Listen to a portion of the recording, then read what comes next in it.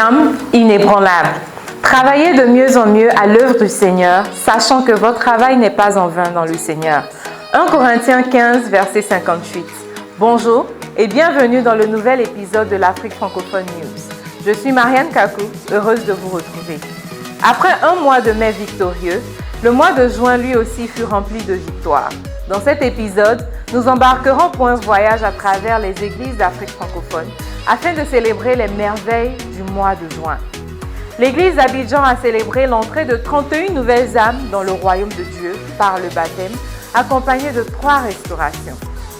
Parmi ces victoires, 17 baptêmes sont le fruit de la conférence des missions d'Afrique francophone, témoignage vivant de la puissance de Dieu. Après les victoires spirituelles d'Abidjan, cap à présent sur Kinshasa, où le mois de juin a également été une saison de grâce. L'église de Kinshasa a célébré avec ferveur 23 baptêmes et 2 restaurations en juin, mais le vent du réveil ne s'est pas arrêté à Kinshasa. L'église de Mbujimayi a également vu 20 personnes prendre la décision de quitter les ténèbres pour prendre part à la lumière au cours du mois de juin. Aussi, dans notre précieuse église à Bandundu, la gloire de Dieu s'est manifestée avec 4 précieux baptêmes. Jeannette, Kelvin, Naomi et Espoir. Bienvenue dans la famille de Dieu. À Cotonou au Bénin, il y a également des nouvelles extraordinaires, notamment dans une discussion biblique modèle. La DB Emmaüs, vaillamment dirigée par Achille et Vénus, a démontré un cœur de compassion pour les perdus et les faibles. Ils étaient au nombre de 6 disciples dans la discussion biblique et 2 mois après, ils se sont multipliés par 2. Dans le mois de juin, ils ont porté 4 fruits, 0 absence sans excuse, ce qui les a propulsés au titre de la meilleure discussion biblique du mois de juin à Cotonou. Ils sont passés de 6 membres à 11 membres en seulement 2 mois. Encore au sein de cette discussion biblique, Myriam, baptisée il y a seulement 3 mois, a épousé le principe de sortir de l'eau en courant. Persécutée par ses parents, mais pressée par l'amour de Christ, elle a porté 2 fruits dans le mois de juin. Nous sommes fiers de vous, Cotonou, et félicitations à toi, Myriam. Sur notre belle île de Antananarivo à Madagascar, nous avons l'histoire de Jenny, une étudiante en première année de droit, qui a été baptisée le 12 janvier 2025.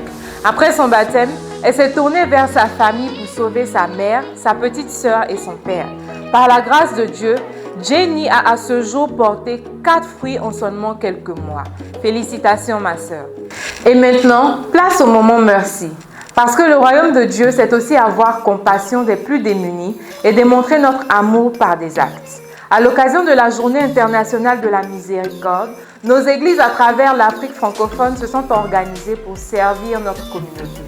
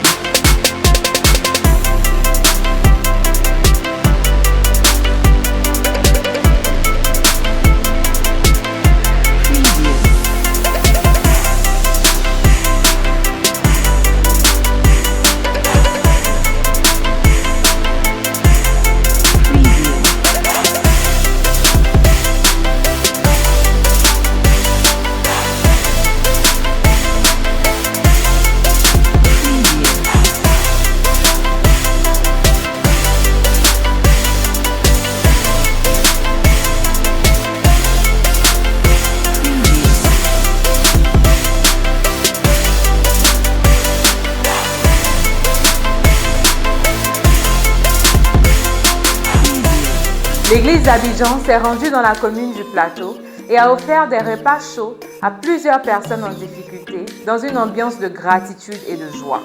Les bénéficiaires sont repartis le cœur léger, tandis que les disciples ont vécu la profonde joie de servir leur prochain, à l'image du bon samaritain.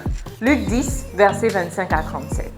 À Tana, à Madagascar, la compassion du Christ s'est manifestée avec puissance. L'équipe Mercy a ouvert grand les bras pour accueillir les familles sans abri. Ce fut un moment rempli de chaleur, de partage et d'amour. Tous sont repartis le cœur léger, remplis de joie et d'espoir, touchés par l'attention et la bienveillance reçue. À présent, suivons ensemble une annonce spéciale. Bonjour frères et sœurs, c'est un honneur et un privilège extrême d'être avec vous ce matin pour vous communiquer d'abord de la part de Mamie et moi notre reconnaissance pour le travail incroyable que vous faites pour l'expansion de l'Église dans toute l'Afrique francophone. Ce matin, je viens vers vous pour vous donner les bonnes nouvelles de l'Afrique francophone et surtout pour vous communiquer le plan stratégique que Dieu nous met à cœur pour les prochains 6 mois de l'année. Frères et sœurs, nous sommes en train de vivre un miracle extraordinaire. La Bible dit dans Habakkuk, chapitre 1, au verset 5, « Jetez les yeux parmi les nations, regardez et soyez saisis d'étonnement et d'épouvante, car je vais faire en vos jours une œuvre que vous ne croiriez pas si on vous la racontait. » Cette prophétie révèle que Dieu peut faire des choses extraordinaires et inattendues. Et nous sommes en train de vivre cela en Afrique francophone à ce moment actuel. Nous rendons grâce à Dieu pour les miracles exceptionnels que le Saint-Esprit nous a donné d'expérimenter depuis 2020, date de notre arrivée à Abidjan pour superviser l'implantation de l'Église dans toute l'Afrique francophone. Et frères et sœurs, tenez-vous bien, en seulement 4 ans, Dieu nous a fait passer par la puissance du Saint-Esprit de 6 églises dans 2 pays à 17 églises maintenant dans 9 pays, avec une croissance exceptionnelle de 1000 à plus de 2500 disciples. Il y a un fait notoire à mentionner, c'est que le ministère du campus à Abidjan est passé de 65 disciples à plus de 400 disciples en 4 ans seulement.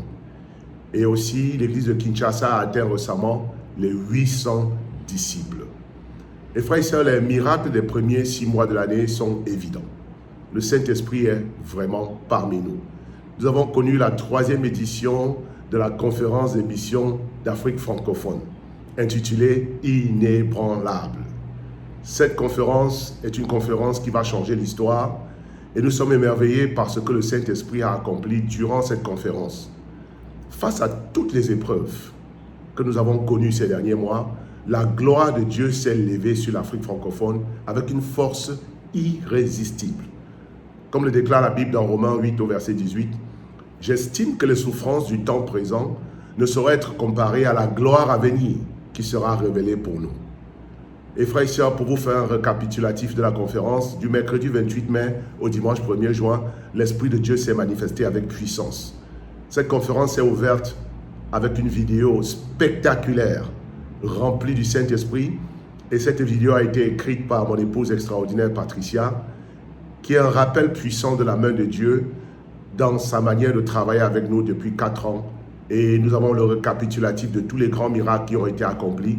Cette vidéo, nous a révélé comment Dieu travaille et ce moment a électrisé la salle et marqué un tournant divin. Chaque jour de la conférence a été rempli d'enseignements inspirés, de louanges vibrantes, de compassion et d'une joie contagieuse. Nous avons commencé avec le banquet des leaders le jeudi soir, où, tenez-vous bien, il y avait 150 dirigeants rassemblés. On a eu une soirée spectaculaire avec un prêche électrique, un prêche venu du ciel, fait par Marius Beignet, notre évangéliste du campus. Et frères et sœurs, le lendemain, après un temps de communion fraternelle incroyable dans la journée, nous avons vu l'atelier des bâtisseurs avoir lieu le vendredi soir, avec plus de 380 responsables et assistants de discussion biblique en place pour apprendre comment développer les églises et multiplier les églises de maison partout en Afrique francophone cette année. Et frères et sœurs, le samedi, Dieu nous a donné l'occasion de servir les pauvres en nous emmenant à l'orphelinat d'Adjamé où des bébés orphelins ont été servis et aimés par les disciples. Le culte du dimanche 1er juin était tout simplement la grande finale avec frères et sœurs, tenez-vous bien, 21 âmes ajoutées à Christ, c'est-à-dire 17 baptêmes et 4 restaurations. On a eu 1200 personnes en assistance, frères et sœurs, dans une salle remplie de foi et de feu. Ce jour-là aussi, le Saint-Esprit a consacré de nouveaux leaders, avec 3 nouveaux bergers nommés, 2 nouveaux évangélistes mis à part et 5 nouvelles conseillères de femmes nommées, Et ensuite, 16 nouveaux diacres et diaconesses aussi reconnus et nommés devant le peuple de Dieu. De plus, nous avons procédé, frères et sœurs, à l'inauguration officielle de l'Église chrétienne internationale de Yamoussoukro, vaillamment dirigée par Eliezer et Hortense. Fait notoire, frères et sœurs, parmi les nombreux miracles en Afrique francophone, il y a 2 nouvelles églises qui se distinguent puissamment par leur croissance exceptionnelle. La première de ces 2 églises est l'église de Casablanca au Maroc. Patricia et moi avons eu le privilège d'implanter cette église il y a moins de 3 ans, avec seulement 8 disciples courageux dans un pays totalement musulman. Mais l'église dirigée puissamment par le Saint-Esprit à travers Armel et Désiré compte aujourd'hui 51 disciples, soit une multiplication par 6. À Dieu soit rendu toute la gloire. Et ensuite vient l'église d'Antananarivo dans la République de Madagascar. Nous avons également eu le privilège d'implanter cette église il y a moins de 2 ans avec 7 disciples et à leur tête le couple puissant Pacom et Rose Déré. Cette église compte maintenant désormais 84 disciples, soit une multiplication, frères et sœurs, par 12.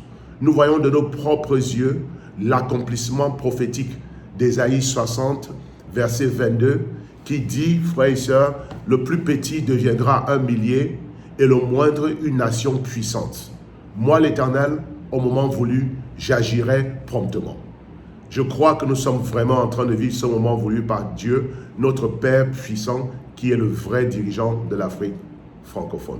Concernant les baptêmes depuis le début de l'année, frères et sœurs, Jésus nous a dit dans Jean 4, verset 35, « Levez les yeux et regardez les champs qui déjà blanchissent pour la moisson. » Tenez-vous bien, plus de 500 baptêmes ont déjà été enregistrés depuis le début de l'année dans toute l'Afrique francophone. En 4 mois seulement, c'est-à-dire de mars à juin, nous avons eu 436 additions, 436 personnes arrachées aux ténèbres et introduites dans le royaume de lumière.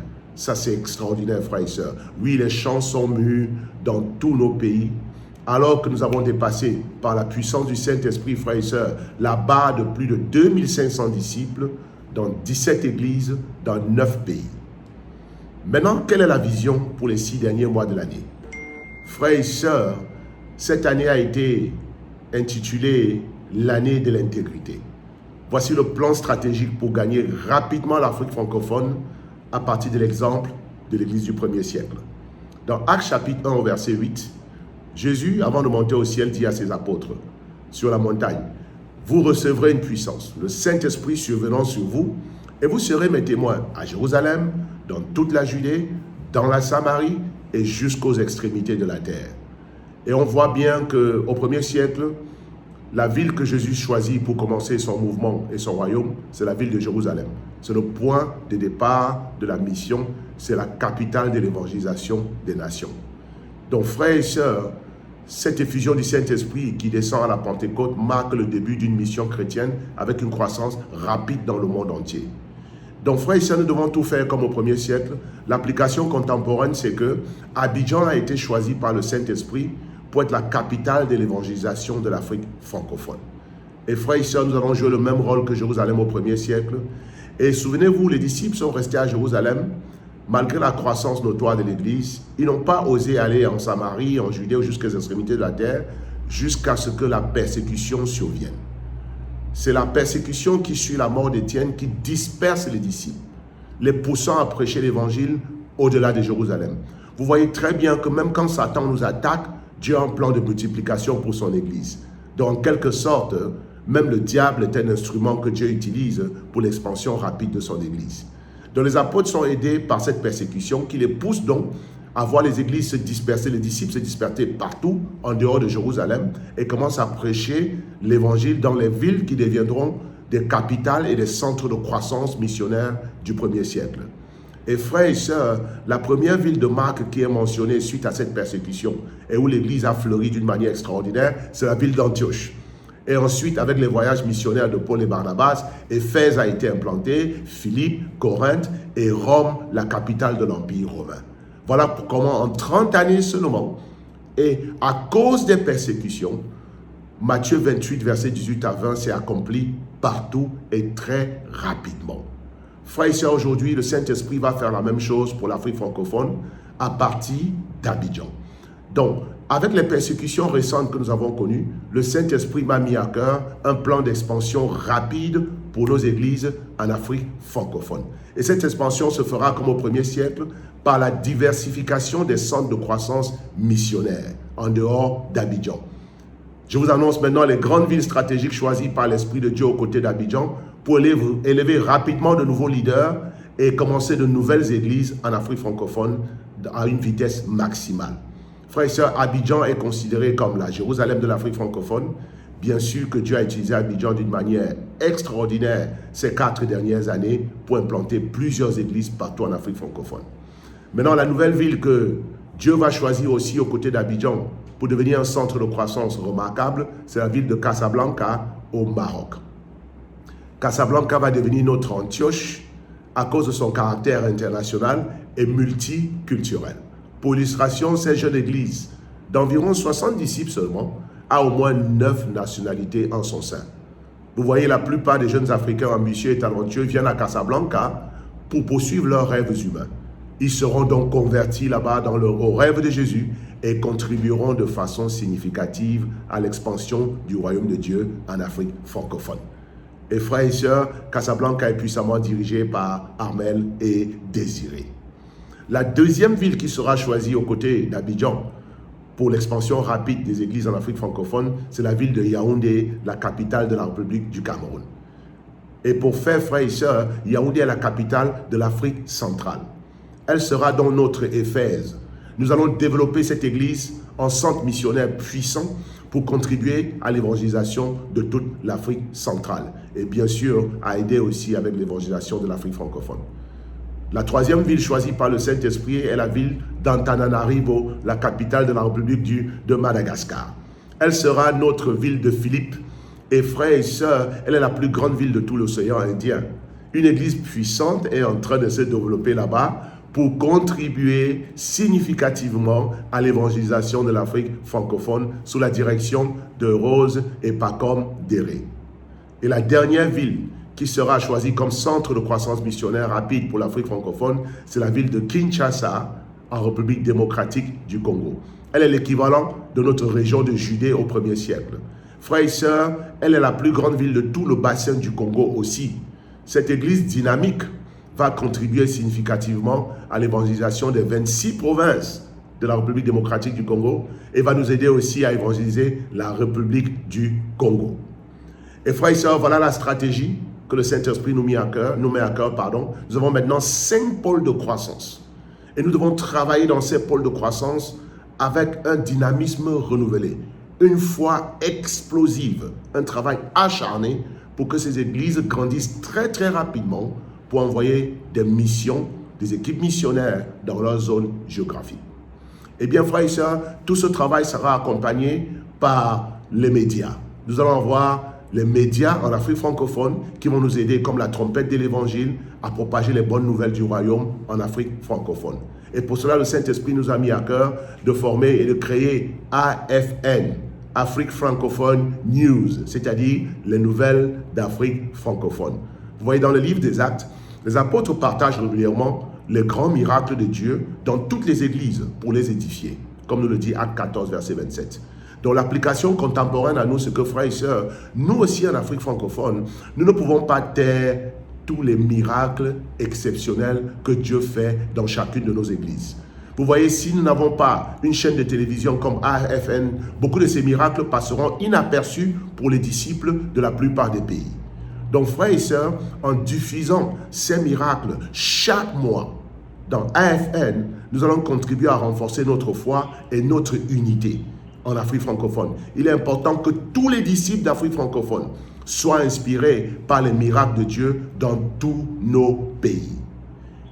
Et le dernier instrument que Dieu va utiliser pour élever les dirigeants extraordinaires et les envoyer en mission dans toute l'Afrique francophone, c'est bien sûr notre école théologique baptisée ICCM. Et vous savez qu'au 1er siècle, une école similaire a été fondée par l'apôtre Paul sous la direction du Saint-Esprit, l'école biblique Tyrannus. Et frères et sœurs, nous voyons l'impact de l'école biblique Tyrannus, parce que frères et sœurs, dès que Paul a commencé cette école, en 2 ans seulement, selon Acte 19, versets 9 à 10, toute la province d'Asie a été évangélisée. Donc frères et sœurs, voilà les nouvelles que je voulais vous communiquer aujourd'hui. Pour les 6 derniers mois de l'année, le Saint-Esprit nous appelle à une croissance remarquable. Et frères et sœurs, nous devons nous atteler tous dans chaque église à voir l'église grandir d'une manière exceptionnelle dans les 6 derniers mois de l'année. Voilà pourquoi, frères et sœurs, j'appelle l'église de Kinshasa et l'église d'Abidjan, qui sont les 2 plus grandes églises de l'Afrique francophone, à atteindre les 900 membres ou au plus à atteindre les 1000 membres d'ici la fin de l'année. Et je sais que par la puissance de Dieu, nous sommes capables de réaliser un tel exploit. Voilà pourquoi, frères et sœurs, je demande maintenant à toutes les jeunes églises qui ont été implantées récemment, d'aspirer à doubler en nombre dans les prochains 6 mois. Avec l'Esprit de Dieu, c'est possible. Et pour cela, il faut qu'on s'assure que chaque disciple dans chaque église est véritablement un disciple de Jésus, un pêcheur d'hommes, un ouvrier dans la moisson. Nous ne sommes pas une dénomination. Nous n'avons pas besoin des assemblées remplies de personnes qui sont religieuses et qui ont trahi leur serment fait au baptême. Jésus est Seigneur de chaque disciple et chaque disciple est un ouvrier. Chaque disciple est présent à toutes les réunions de l'église. Chaque disciple a un temps de formation chaque semaine et ce n'est pas facultatif. Chaque disciple a au moins un visiteur au culte tous les dimanches. Et frères et sœurs, chaque disciple donne sa dîme, sa contribution, sa collecte spéciale à Dieu. Et chaque disciple porte au moins un fruit tous les 2 mois pour que ce rêve puisse se réaliser. Et frères et sœurs, bien sûr, nous n'allons pas accomplir tous ces exploits avec nos propres forces humaines. Nous allons nous appuyer sur notre Dieu qui est la source de toute puissance. Frères et sœurs, et pour cela, nous convoquons une campagne spirituelle de jeûne et de prière dans toute l'Afrique francophone. Voilà pourquoi, frères et sœurs, ce programme va commencer aujourd'hui avec les églises que je vais citer dans quelques instants. Mais le passage qui m'inspire vraiment par rapport à ce programme de jeûne vient de 2 Chroniques, chapitre 7 au verset 14. Si mon peuple, sur qui est invoqué mon nom, s'humilie, prie et cherche ma face, s'il se détourne de ses mauvaises voies, je l'exaucerai des cieux et je lui pardonnerai son péché et je guérirai son pays. Mes yeux seront ouverts désormais et mes oreilles seront attentives à la prière faite en ce lieu. Maintenant, je choisis et je sanctifie cette maison pour que mon nom y réside à jamais. Et j'aurai toujours là mes yeux et mon cœur. Ce passage est extraordinaire, frères et sœurs, dans 2 Chroniques 7, 14 à 16. Et Joël 2 aussi nous dit, maintenant encore, dit l'Éternel, ça c'est le verset 12, revenez à moi de tout votre cœur, avec jeûne, avec pleurs et avec lamentation. Déchirez vos cœurs et non vos vêtements, et revenez à l'Éternel votre Dieu, car il est compatissant et miséricordieux, lent à la colère, riche en bonté. Et il se répand des mots qu'il envoie. Qui sait s'il ne reviendra pas et ne se repentira pas, et s'il ne laissera pas après lui la bénédiction. Frères et sœurs, nous allons nous appuyer donc sur Dieu dans ce programme de jeûne qui va durer du 14 au 16 et qui va commencer avec les villes suivantes. Lundi 14 juillet, Kinshasa, Kikwit, Badundu, Lubumbashi, Cotonou et Lomé. Et vous allez jeûner et prier pour les faibles, les absents, les attaques de Satan contre nos églises. Et frères et sœurs, prions et jeûnons pour que notre Dieu règne et nous délivre de nos ennemis. Le mardi 15 juillet, voici les villes qui vont suivre. Bujimaï, Koré-Zouzoua, Yaoundé, Douala, Bujumbura et Casablanca. Et vous allez prier et jeûner pour les sujets suivants. Prions pour une intervention miraculeuse de Dieu pour nous trouver une nouvelle salle équipée d'au moins 200 places à Casablanca à un coût mensuel très réduit. Frères et sœurs, Casablanca est en train d'être attaqué. La plupart des églises religieuses sont fermées là-bas. Mais le Saint-Esprit nous a préservés, nous ne sommes pas touchés. Nous sommes environnés par une nuée de témoins extraordinaires par les anges. Donc prions pour Casablanca et prions aussi pour une croissance miraculeuse pour les 6 derniers mois de l'année dans toute l'Afrique francophone. Le mercredi 16 juillet, voici les églises qui vont clore cette grande campagne de jeûne et de prière. Ce sera l'église d'Abidjan, de Yamoussoukro, d'Antananarivo, de Bouaké et de Brazzaville. Voici les sujets de prière. Prions aussi pour une croissance en nombre et spirituelle, surnaturelle dans les 6 derniers mois de l'année. Que chaque église double en nombre et que l'église d'Abidjan et de Kinshasa atteignent les 900 à 1000 membres. Frères et sœurs, prions aussi pour l'année 2026 afin que le Saint-Esprit lui-même choisisse les nouvelles villes où l'église sera implantée en 2026. Pour le moment, nous avons Libreville à cœur et la ville de Kananga en République démocratique du Congo, comme communiqué par notre dirigeant Boniface de l'église de Mbujimayi. Frères et sœurs, c'est extraordinaire d'avoir passé ce moment avec vous. En conclusion, comme au premier siècle, l'Esprit Saint appelle l'Église à ne pas se replier, mais à s'étendre avec foi, discernement et puissance. En enracinant notre vision dans la parole de Dieu, nous pouvons bâtir un réveil spirituel durable en Afrique francophone, ancré dans l'histoire et l'impact de l'Église du premier siècle, propulsé par la prière, alimenté par le jeûne et par une stratégie spirituellement structurée. Car comme le dit Habakkuk 2, verset 14, « Car la terre sera remplie de la connaissance de la gloire de l'Éternel, comme le fond de la mer par les eaux qui le couvrent. » Frères et sœurs, le modèle de croissance de l'Église dans le livre des Actes nous montre que malgré les défis, la mission avance par la puissance du Saint-Esprit.